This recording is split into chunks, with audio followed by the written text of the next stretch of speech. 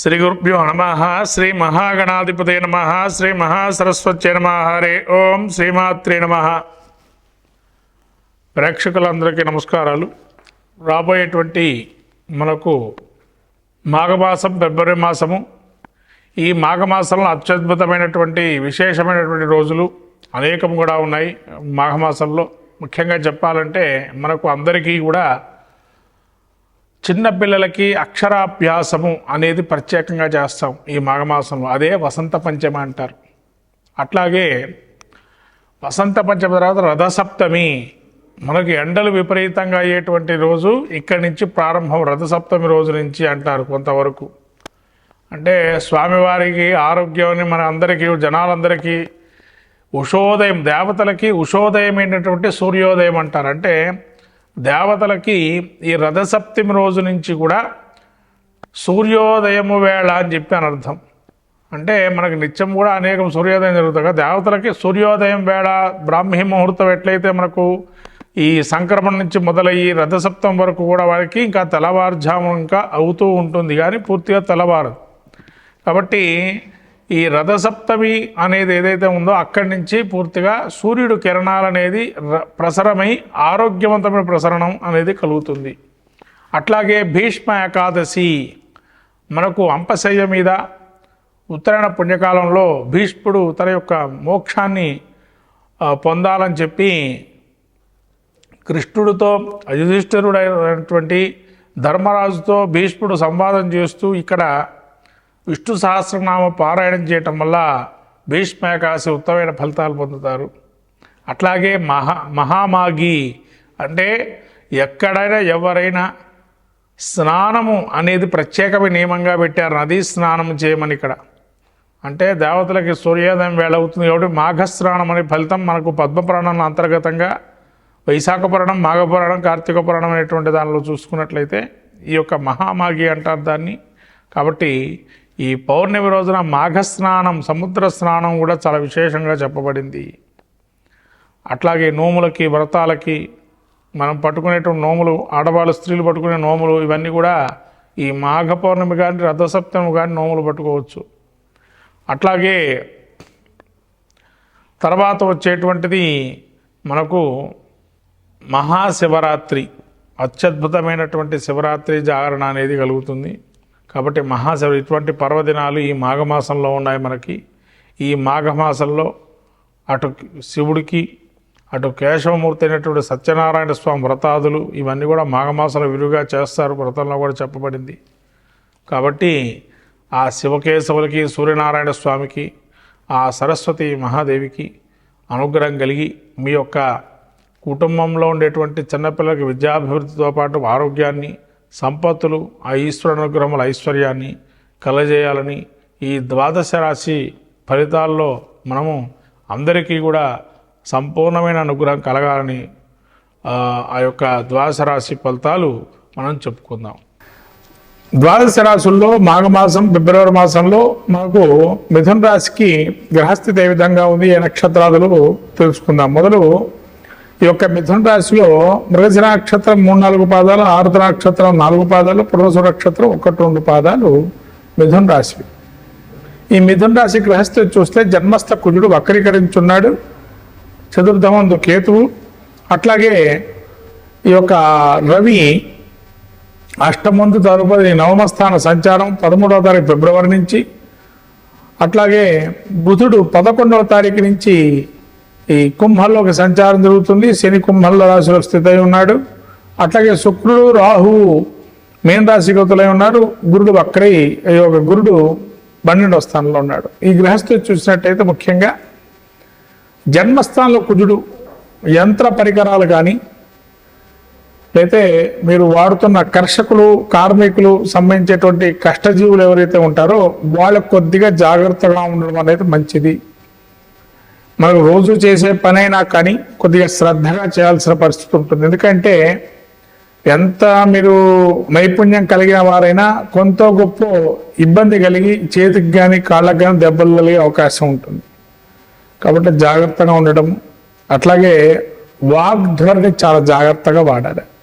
ఎదుటి మనిషితో మాట్లాడేటప్పుడు ఆర్గ్యుమెంట్స్కి చాలా వరకు తావీయకుండా ఉండడం అనేది మంచిది. అట్లాగే 12లో గురువు ఉండటం వల్ల దైవిక ఆరాధన చేయండి. దైవిక ఆరాధన చేస్తే అన్నీ సానుకూలమవుతాయి. అంటే మీరు దైవాన్ని ఆరాధన చేయరు అనుకోండి, సపోజ్ ఏది ముట్టుకున్నా కూడా ఒక నిష్ఠూరంగా మిమ్మల్ని ఆరోపణ చేయటం, మీ మీదే ఏమీ చేయకపోయినా మీ మీదనే ఆరోపణలు చేస్తూ మీ బంధువుల మూలకంగా కానీ లేదా కుటుంబంలో కానీ ఏళ్ళెత్తి చూపే అవకాశం ఉంటుంది. అంటే మీ ధోరణి అట్లా ఉంది అని ఏళ్ళెత్తి చూపుతూ ఉంటారు. కాబట్టి దైవిక ఆరాధనలో నిమగ్నం అవ్వడం అనేది ప్రధానమైన లక్ష్యం.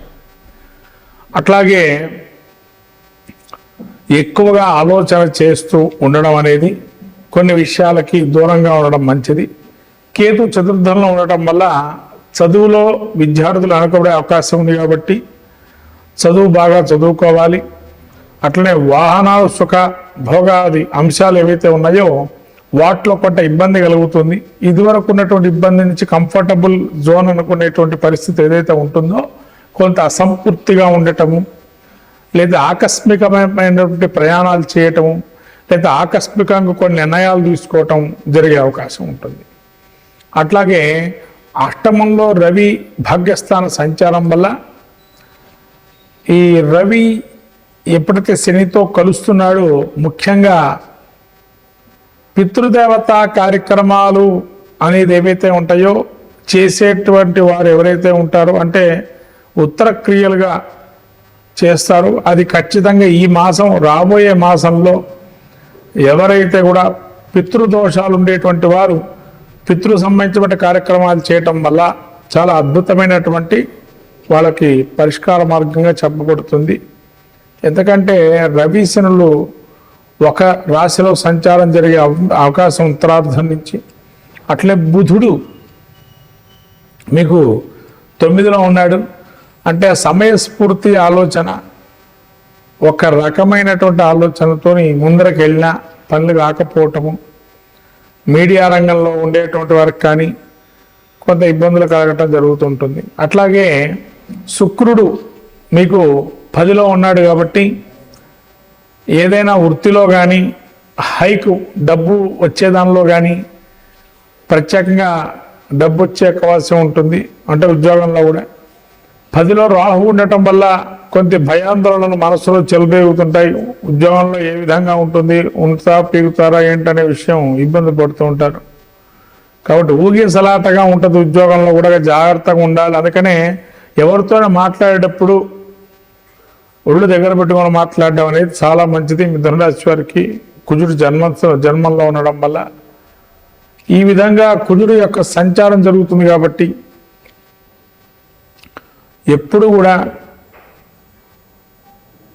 ఏదైనా వినేటప్పుడు కూడా పాజిటివ్ వైబ్స్తో వినండి, నెగిటివ్ వైబ్గా వినకూడదు. ఏ మాట అన్నా కూడా మనల్ని కాదు అనుకోవటం మంచిది. మీరు ఉద్దేశించి మిమ్మల్ని అన్నారంటే అదొక మనసులో నెగిటివ్ ధోరణి వల్ల, ఆ నెగిటివ్ సంచారం వల్ల ఏ పని చేయలేకపోవటం, మానసికమైనటువంటి టెన్షన్లు పడటం ఇవన్నీ జరుగుతుంటాయి. కాబట్టి అవన్నీ కూడా ఏదైనా ఒక దుర్వార్త శ్రవణం అంటే ఏదో ఒక చెడు విషయాన్ని వినటం కూడా జరిగే అవకాశం ఉంటుంది. బంధుమూలకం కానీ ఏదైనా బాగా ఆప్తులుగా ఉండేటువంటి వారు కానీ. ఈ విధంగా మొత్తం మీద మిథున రాశి వారికి రాబోయే ఈ యొక్క ఫిబ్రవరి నెల, ఈ యొక్క ఫిబ్రవరి మాసం, మాఘమాసంలో మహాశివరాత్రి ఉంది. సాక్షాత్ శివుడికి శివరాత్రి రోజు ఇంత ఉదకం పోస్తే హరహర అన్నా చాలు, శివుడు హరింపజేస్తాడు కష్టాలని కూడా. కాబట్టి శివుడి యొక్క ఆరాధన చేయడం అనేది చాలా ఉత్తమమైనటువంటి మార్గం మాఘమాసంలో. అట్లానే ఎవరికైతే సంతానం లేదో వాళ్ళు, సంతానం లేని వారు పితృ కార్యక్రమాలతో పాటు భీష్మ అష్టమి వ్రతం అని ఉంటుంది. ఆ వ్రతం చేయటం వల్ల కూడా మంచి ఫలితాలు వస్తాయి మిథున రాశి వారికి. మిథున రాశి వారు ఇంకా మంచి ఫలితాలు పొందడానికి మంగళవారం కందుల్ని దానం చేయటం కానీ, లేదా నానబెట్టినటువంటి కందులు ముందర రోజు నానబెట్టేసి కందులు బెల్లము ఆవుకి తినిపించడం కానీ, ఆకుకూరలు తినిపించడం కానీ చేయటం వల్ల పరిష్కార మార్గంగా ఉంటుంది. అట్లనే దత్తాత్రేయ స్వామి క్షేత్రాలకు వెళ్ళటం, దత్తుని దర్శనం చేయటం, ఇవి చేసుకోవడం కూడా మంచిది. కొంతమంది మిథున రాశి గోచార ఫలితం ఇది. జాతక ఫలితం ఒకవేళ బాగున్నట్లయితే ఈ ఫలితాలు కొంతవరకు మేర పనిచేస్తాయి. ఒకవేళ అద్భుతంగా ఉన్నదనుకోండి, ఈ జాతకంలో ఉన్న గోచార ఫలితాలు కూడా పనిచేయవు కొద్ది వరకు. కాబట్టి అది మీరు తెలుసుకోవాల్సినటువంటి అంశం ఏంటంటే, ఇందులో ఏమన్నా మీకు డిఫాల్ట్గా కలుస్తున్నాయి అంటే ఖచ్చితంగా జాతకంలో కూడా బాగలేదో బాగుందో అనే విషయం తెలియాలి. అప్పుడే కానీ ఇది ఈ గోచార ఫలితం కూడా మీరు బేరీజ్ వేసుకోవచ్చు. అంతేగాని ఇది జరుగుతుంది అని చెప్పి అది జరగకపోవటం జరగడం అనేది ఉండదు ఎక్కడ కూడా జ్యోతిషాస్త్రంలో. ఒకవేళ అది మీకు దశాంతర దశలో అద్భుతంగా పనిచేస్తున్నాయంటే కొంత గొప్ప వాటిని మళ్ళీ మనం పునఃపరిశీలన చేసుకొని ఈ పరిష్కార మార్గాలు ఏవైతే చెప్పామో వాటిని చేసుకుని తాత్కాలిక ఉపశమనం కూడా చాలా బాగుంటుంది ఈ నెలలో మాత్రమే.